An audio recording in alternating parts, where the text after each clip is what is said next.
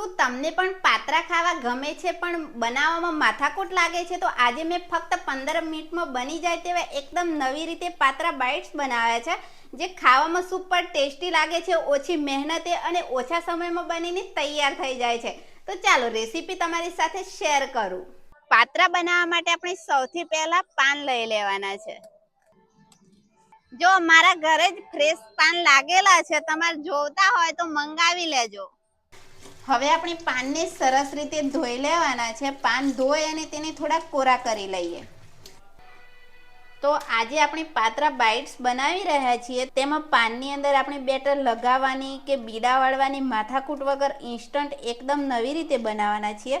તો શું કરવાનું છે, આ રીતે જે નસવાળો ભાગ છે ને તેને અલગ કરી લેવાનો છે. સાઈડમાં પણ જો મોટી નસ લાગે તો તેને પણ કાઢી લેવાની.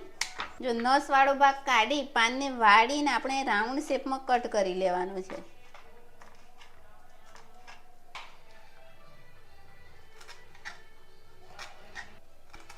સેમ રીતે જ હું બધા પાનની નસો કાઢી અને કટ કરી લઉં છું.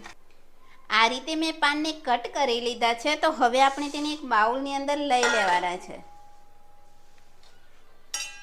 હવે તેની અંદર મસાલા કરી લઈએ. તો અહીંયા મેં 1 ચમચી દહીં લઈ લીધું છે. ગળપણ માટે 1 ચમચી ગોળને સમારીને લઈ લીધો છે. હવે આપણે તેની અંદર 1 ચમચી લીલા મરચાંની પેસ્ટ, સાથે જ મસાલામાં 1 ચમચી ધાણા જીરું, 1/4 ચમચી હળદર,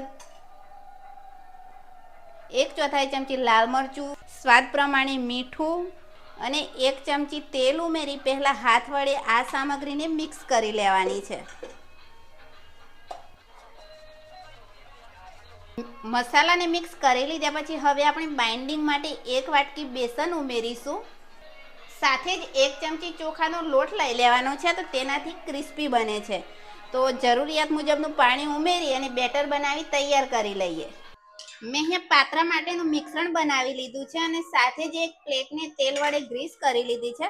તો આપણે જે આ મિશ્રણ બનાવ્યું છે તેને પ્લેટની અંદર લઈ લેવાનું છે. તમારી પાસે ઢોકળિયાની પ્લેટ ના હોય તો આ રીતની જે થાળી આવતી હોય છે તે પણ રાખી શકો છો.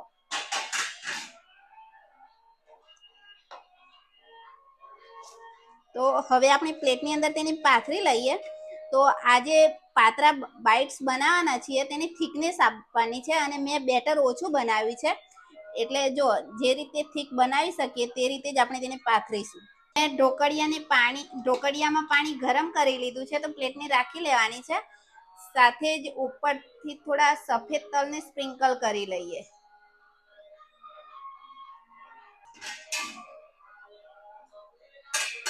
કવર કરી અને 10 થી 12 મિનિટ જેવું થવા દઈશું. 10 થી 12 મિનિટ જેવું મેં થવા દીધું છે અને તમે જોઈ શકો છો કલર ચેન્જ થઈ ગયો છે. તો હવે આપણે તેને ચેક કરી લઈએ. જો ચપ્પુ એકદમ ક્લીન આવે છે એટલે આપણું જે બેટર છે તે સરસ રીતે ચડી ગયું છે. તો ગેસની ફ્લેમ બંધ કરી ઠંડા કરી પછી કટ કરી લઈએ. તો ચોરસ ટુકડામાં તેને કટ કરીશું.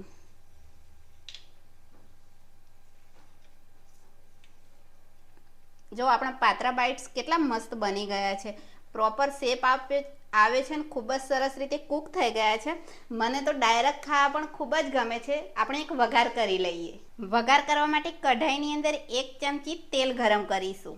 તેલ ગરમ થઈ ગયું છે એટલે હવે આપણે તેની અંદર 1 ચમચી રાઈ, 1 મોટી ચમચી જેટલા સફેદ તલ, મીઠા લીમડાના પાન ઉમેરી વઘાર કરી લઈએ. તો તમે હિંગનો ઉપયોગ પણ કરી શકો છો. રાઈ અને તલ સંતળાવા લાગે એટલે આપણે જે પાત્રાને કટ કરીને રાખ્યા છે તેને એડ કરી અને મિક્સ કરી લેવાનું છે.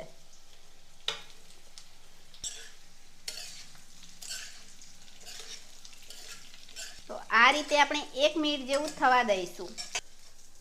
ફાઇનલી બની ગયા છે. તો સર્વ કરવા માટે તૈયાર છે. તો આવી ગઈ ને જોઈને જ મોંમાં પાણી. તમને પણ પાત્રા બનાવવામાં માથાકૂટ લાગતી હોય તો આ રીતે એકવાર જરૂર ટ્રાય કરજો. અને રેસીપી પસંદ આવી હોય તો લાઈક, શેર, ફોલો કરવાનું બિલકુલ ના ભૂલતા.